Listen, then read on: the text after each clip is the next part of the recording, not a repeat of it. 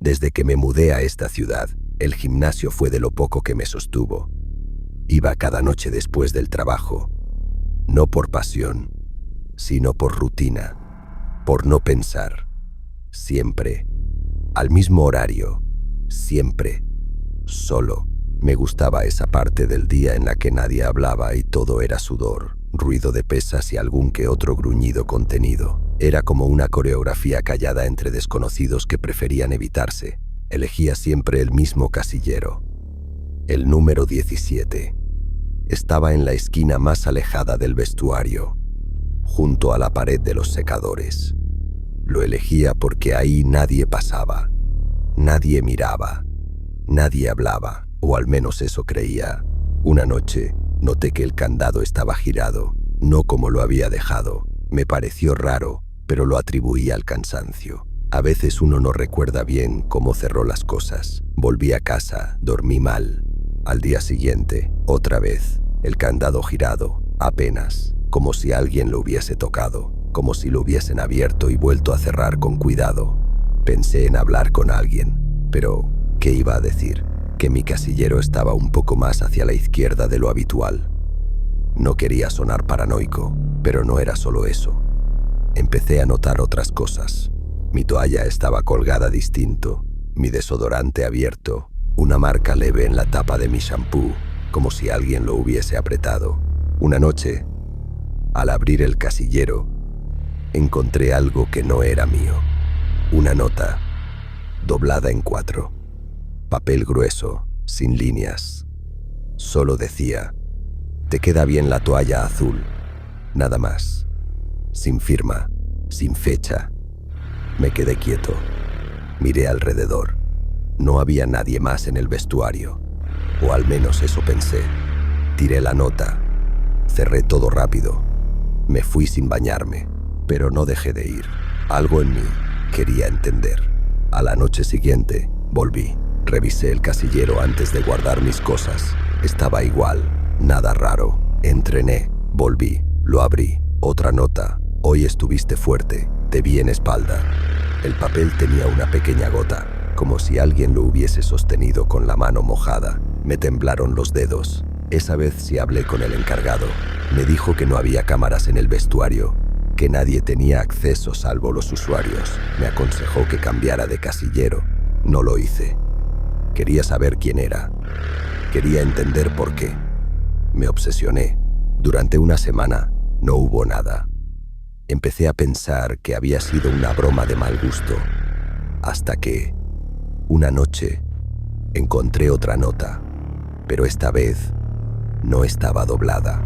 Estaba pegada con cinta adhesiva al interior del casillero. Decía: «Hoy no viniste, te esperé, te extraño». No sé cómo explicar lo que sentí. No era miedo, era algo más denso, algo que se te mete en el pecho y no te deja respirar. Esa noche volví al gimnasio después de que cerraran. Salté la reja, entré por la parte de mantenimiento, llevé una linterna y guantes. Quería ver si alguien más tenía acceso, si alguien había instalado algo. Revisé los casilleros, uno por uno, y cuando llegué al número 19, encontré una pequeña cámara, del tamaño de una uña, pegada dentro del techo del casillero, apuntando hacia el mío. Estaba encendida. La arranqué, temblando. La guardé en el bolsillo. Al día siguiente, llevé la cámara a un amigo que trabaja en sistemas. Logró acceder a los archivos. Había videos, muchísimos, todos míos, cambiándome, duchándome, sentado, mirando el celular, fechados y ordenados, uno por cada noche, durante meses. En uno de los videos se veía otra mano, desde el casillero de al lado. Sostenía algo, un cuaderno y una lapicera. Escribía, mientras yo me cambiaba. Luego, doblaba la nota y la dejaba caer por la ranura del casillero. Pausa. Retrocedí. Congelé la imagen. Logré ver el rostro. Lo conocía. Era el encargado del gimnasio. Fui a la policía. Hicieron el peritaje. Confirmaron que había más cámaras escondidas, que no era solo conmigo. Pero cuando fueron a detenerlo, ya no estaba. Había vaciado su casa, abandonado el trabajo. Nadie supo más de él. Cerraron el gimnasio por unos días. Lo reabrieron bajo otra administración. Me ofrecieron disculpas.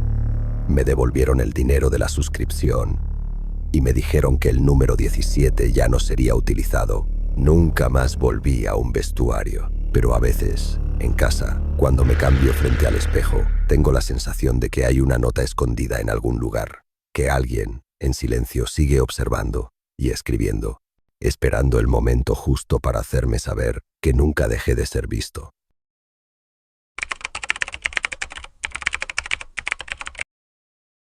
Todo empezó con un correo, sin asunto, sin remitente, solo un archivo de audio adjunto.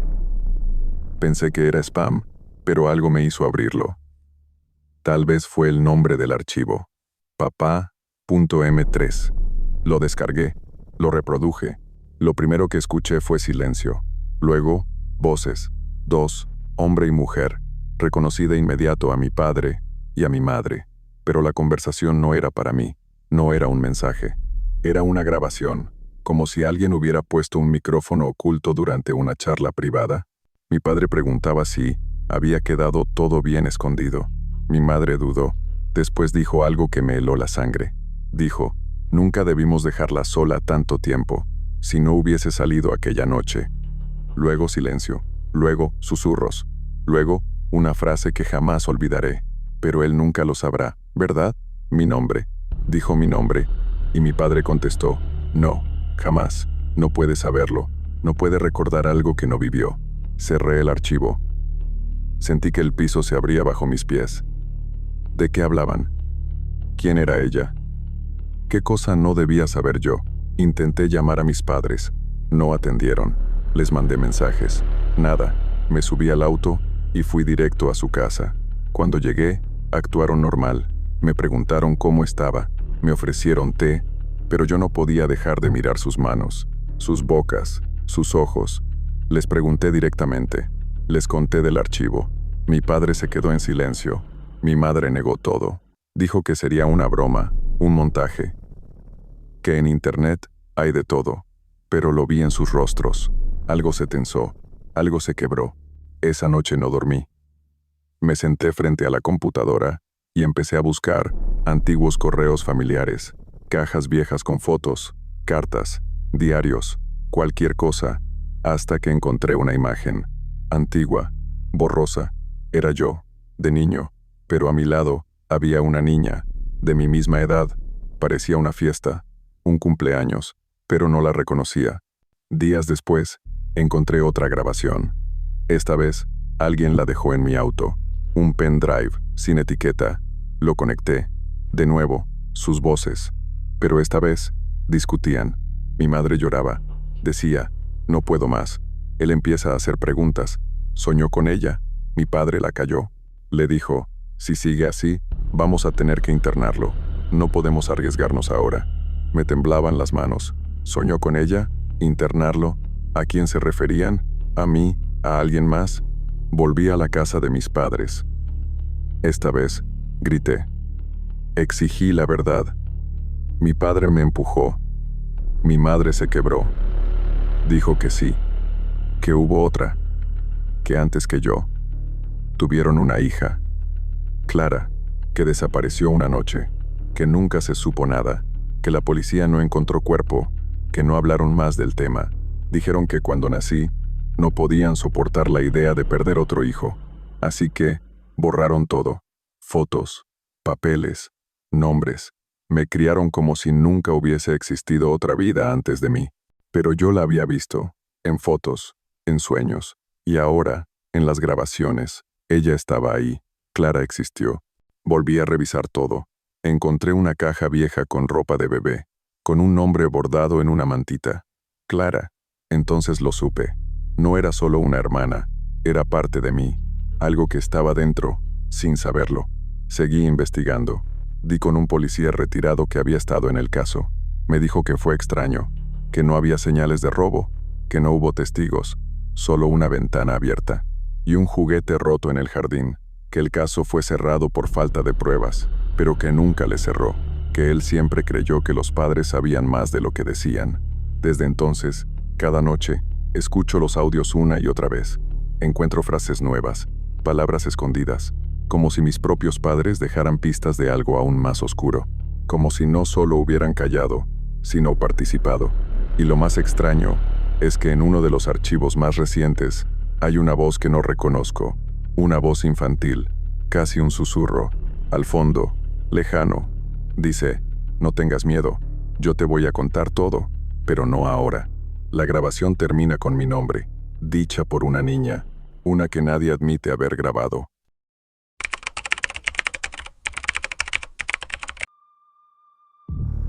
Lo encontré por accidente.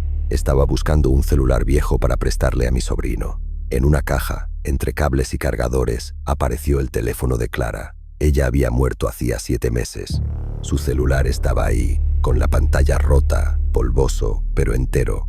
No quise prenderlo al principio. Me pareció morboso. Pero algo en mí necesitaba hacerlo. Tal vez por curiosidad. Tal vez por una de esas ganas absurdas de volver a escuchar su voz, aunque sea grabada. Lo conecté al cargador y, para mi sorpresa, encendió.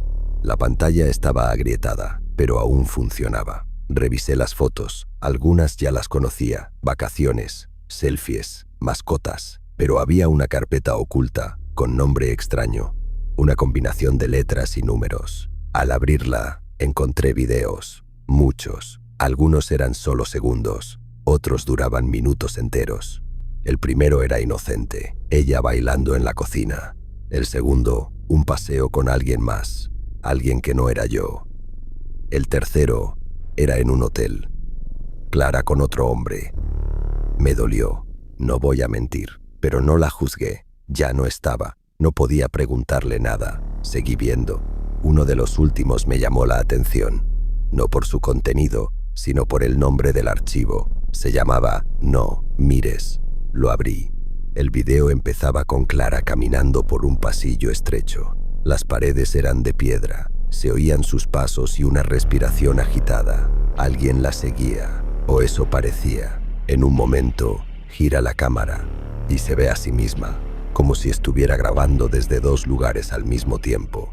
Me quedé congelado. No entendía qué estaba viendo. La Clara del video parecía nerviosa. Mira a la cámara y dice, no es real, nada es real, pero si ves esto, corre. El video se corta. Otro archivo empieza automáticamente. Esta vez, una habitación vacía. Clara sentada, mirando a un espejo. Se escucha una música baja. Alguien detrás de la cámara le pregunta algo. Ella no responde, solo sonríe. Pero sus ojos no estaban bien. Cierro el video. Voy a mensajes. Busco en el historial. Encuentro uno enviado el día de su muerte. Un mensaje sin sentido. Letras desordenadas. Hasta que noto algo. Cada 3 letras hay una mayúscula. Las junto. Forman la palabra sótano. Voy a su antigua casa. La de sus padres. Ellos ya no viven ahí. La propiedad está en venta. Rompo la cerradura trasera. Entro. Todo está cubierto con sábanas. El polvo lo cubre todo. Busco la puerta del sótano. Bajo. Encuentro una mesa y sobre ella el celular con el que había visto los videos. Pero ya no estaba roto. Estaba encendido. Grabando. Me acerco. La pantalla muestra mi rostro. Pero detrás de mí, está ella. Me doy vuelta. No hay nadie. Subo corriendo. Salgo de la casa. Me encierro en mi auto. El celular sigue grabando. Lo tiro al asiento de atrás, pero sigue encendido. Esa noche suena mi teléfono personal. Un mensaje de un número desconocido. Es un archivo de audio. Lo abro. Es su voz. Clara. Dice mi nombre. Dice que todo lo que vio, lo que grabó, no debía existir. Que alguien la obligó. Que no era un simple juego. Que algo los observa. Luego un susurro, un nombre que no reconozco, y la frase final, si encontraste los videos, ya te eligieron. Al día siguiente, el celular desaparece. Nadie lo había tocado. No estaba en mi casa, ni en mi auto, como si nunca hubiera estado ahí, como si yo mismo lo hubiera imaginado todo. Pero no fue así, porque al revisar mi correo, había una carpeta nueva en la nube, con todos los videos. incluyendo uno que no recordaba haber visto. Una grabación nocturna. Alguien duerme. Se mueve bajo las sábanas. Soy yo. Y al fondo, alguien me observa. Clara. O algo que se parece demasiado a ella.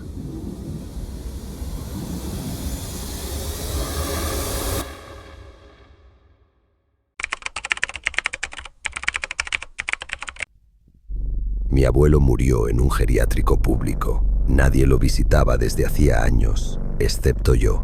Cuando se enfermó, me acerqué más. Lo iba a ver 2 veces por semana.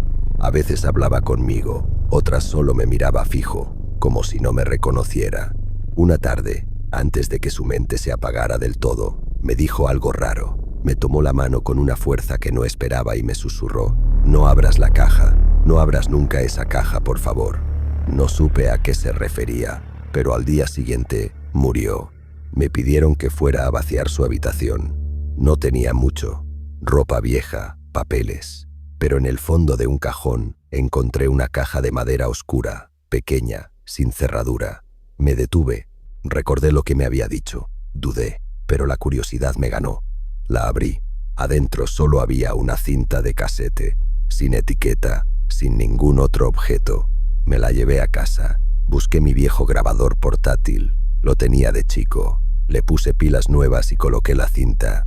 Cuando la reproduje, el audio era bajo, con mucho ruido de fondo, pero se escuchaba. Era una conversación. Mi abuelo, hablando con alguien, una mujer.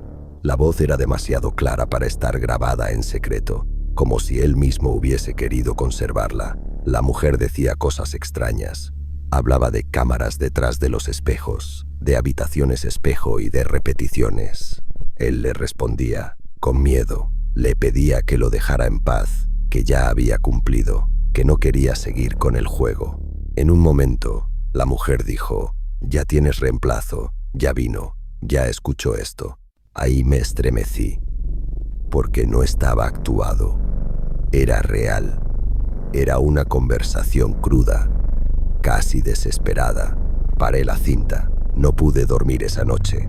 Al día siguiente, recibí un sobre sin remitente. Adentro había una foto, una habitación idéntica a la del geriátrico donde estaba mi abuelo, pero no era su habitación. Había algo raro.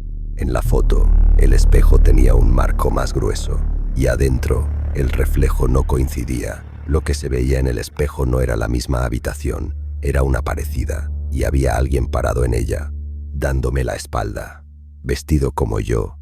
Me metí de nuevo a ver la cinta. Avancé más.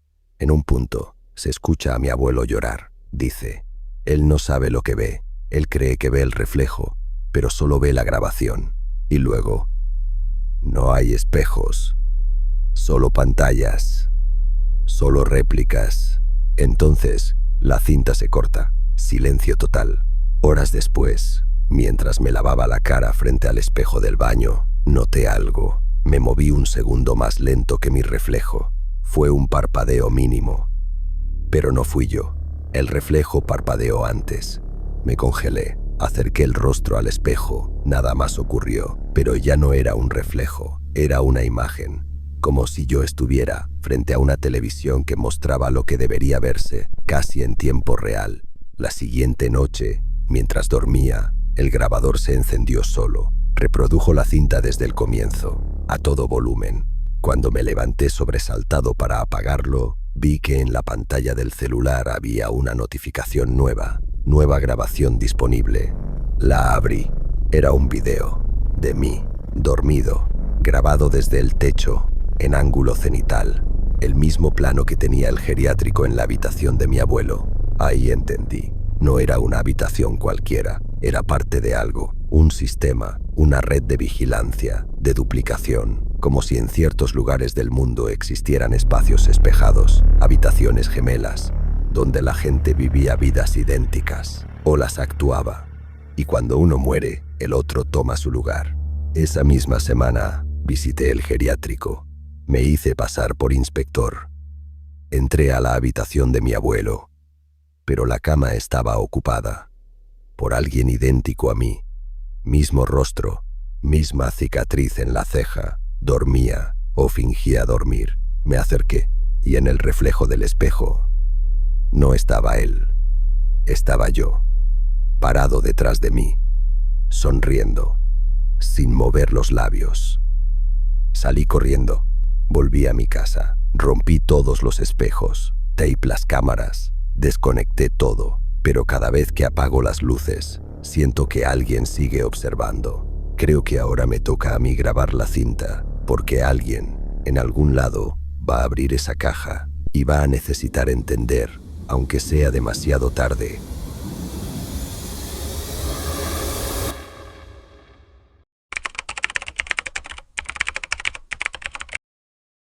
Mi primo Daniel era raro, todos lo sabíamos, pero nadie decía nada. Era uno de esos tipos silenciosos, que parecen vivir en su propia cabeza. Trabajaba de noche, apenas hablaba, y siempre evitaba las reuniones familiares. A mí me caía bien, aunque nunca lo entendí del todo. Lo que nunca imaginé es que me tocaría descubrir su secreto. Pasó después de su muerte. Se accidentó en una ruta secundaria, en la madrugada. Dicen que se durmió al volante. El auto quedó destrozado, pero el cuerpo, eso fue lo raro. Tenía heridas extrañas, cortes en lugares que no coincidían con el choque. Como si alguien lo hubiera lastimado antes del accidente. Como era el único familiar directo que le quedaba, me llamaron para limpiar su casa, una casita vieja, alejada, en las afueras de la ciudad. Tenía una sola habitación, oscura y cerrada con traba. No estaba con llave, solo asegurada con una barra metálica desde afuera. La curiosidad me ganó, la abrí. Lo que vi, todavía me cuesta explicarlo. Paredes cubiertas con aislante acústico, una cama pequeña, y en el centro, una silla frente a una pantalla de televisión gigante. Pero lo más perturbador era el panel al costado, con botones, luces y una ranura donde parecía insertarse algo, como tarjetas o discos. Había cientos de anotaciones pegadas en la pared, notas hechas a mano, como si fueran registros, fechas, horas y palabras sueltas. Obediente, resiste, inestable, llora de noche. Había también una caja metálica. Dentro, una docena de cintas VHS, cada una con un nombre. El mío estaba ahí. Metí la cinta con mi nombre en el reproductor. Me temblaban las manos. Apareció una imagen, borrosa al principio, luego nítida. Era yo, en una habitación que no reconocía. Dormido, luego despierto, luego comiendo, luego hablando con alguien que no se veía en cámara, pero no era una grabación de mi vida. Nunca estuve en ese lugar. Nunca tuve esa conversación. Sin embargo, todo era exactamente como yo. Mis gestos, mi voz, mis hábitos. Me quedé helado. Miré el resto de las cintas.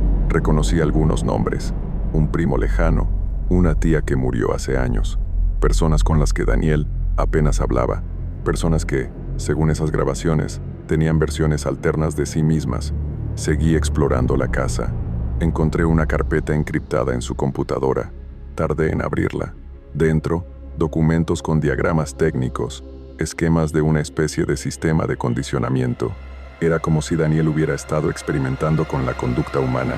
Pero no solo eso, como si hubiera replicado personalidades, simulado entornos, creado algo entre laboratorio y teatro. Y entonces vi el archivo más reciente. Una grabación en vivo. Una sala, con alguien sentado. Vi mi cara, en vivo. La transmisión era reciente. Los movimientos eran los míos. Las marcas en la piel, también. Pero no era un espejo. No era un video viejo. Era en tiempo real. Yo no recordaba haber estado ahí nunca. No dormí en días. Quemé la cinta. Cerré esa habitación. Pero las cosas no pararon. Una semana después, recibí una carta por debajo de la puerta. Sin remitente. Decía, desincronizado. Necesita reinicio. Iniciar protocolo de reemplazo. Desde entonces, cuando me veo al espejo, noto pequeñas diferencias. El lunar que tenía en la mejilla izquierda ya no está. La cicatriz del brazo cambió de lado. Sueño con recuerdos que no son míos. Hablo de cosas que no viví. Y a veces, al dormir, escucho la voz de Daniel, diciendo mi nombre, como si me llamara de nuevo, a ese cuarto. Ya no sé si soy yo, o si soy la versión que grabó. Lo único que sé es que hay una segunda cinta con mi nombre, y todavía no la encontré.